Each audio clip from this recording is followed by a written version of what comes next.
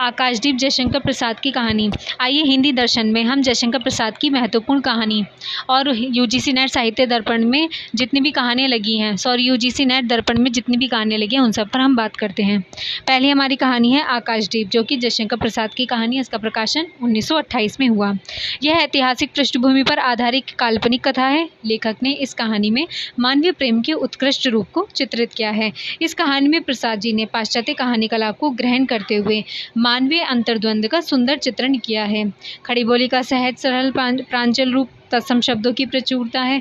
कर्तव्य के लिए प्रेम का बलिदान कहानी में उच्च कोटि की श्रेणी में लाकर खड़ा कर देता है। ये जो कहानी की सबसे महत्वपूर्ण बात है कि जो इसमें कर्तव्य के लिए है, प्रेम का जो बलिदान वो दोनों कर देते हैं, बुधगुप्त और चंपा, उसका इसमें प्रसाद जी ने बड़े ही मनोहर ढंग से वर्णन किया है। यह एक विशुद्ध रोमानी कहानी है जिसमें प्रेम और घृणा के द्वंद्व का चित्रण करना कहानीकार का उद्देश्य रहा है। अब बात करते हैं हम इसके महत्वपूर्ण पात्रों की। इस कहानी में ज़्यादा पात्र नहीं हैं, इसमें सिर्फ 3 ही पात्र हैं, जो कि हैं बुधगुप्त कहानी की नायक, फिर ये जो है साहसी पुरुष प्रवृत्ति के नायक हैं बुधगुप्त कहानी के नायक, फिर है चंपा कहानी की नायिका, ये बुधगुप्त की प्रेमिका है।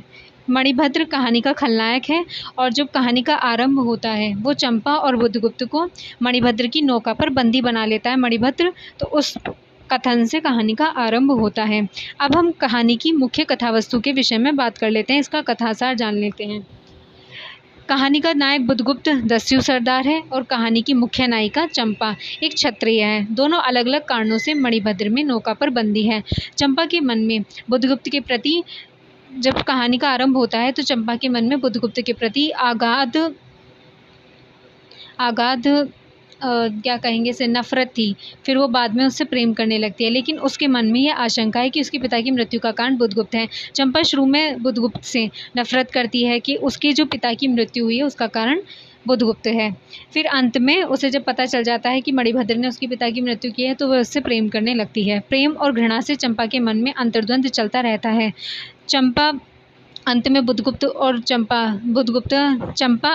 बुधगुप्त द्वारा विवाह के प्रस्ताव को ठुकरा देती है और सदैव साथ रहने वाले कृपाण को पानी में फेंक देती है, किंतु बुधगुप्त द्वारा मणिभद्र का षड्यंत्र विफल होने पर चंपा के मन की आशंका दूर हो जाती है और उसके मन में बुधगुप्त के प्रति प्रेम और भी बढ़ जाता है। कहानी के अंत में चंपा द्वीपवासियों की सहायता हेतु अकेली ही वहाँ निवास करती है और आकाशदीप बन जाती है, मतलब प्रेम के लिए वो अपना सर्वस्व न्यौछावर कर देती है। यही इस कहानी के मुख्य विषय वस्तु हैं। दोनों शुरू में एक दूसरे से नफरत करते हैं, बुधगुप्त और चंपा, फिर बाद में ये क्लियर हो जाता है और फिर वो एक दूसरे से प्रेम करने लगते हैं। लेकिन वह बुधगुप्त जब उसे प्रेम का प्रस्ताव रखता है चंपा के पास तो वह उसे ठुकरा देती है और आजीवन द्वीपवासियों की सहायता के लिए अकेली वहाँ निवास करती है। इस तरह कहानी का जो है समाप्त हो जाती है।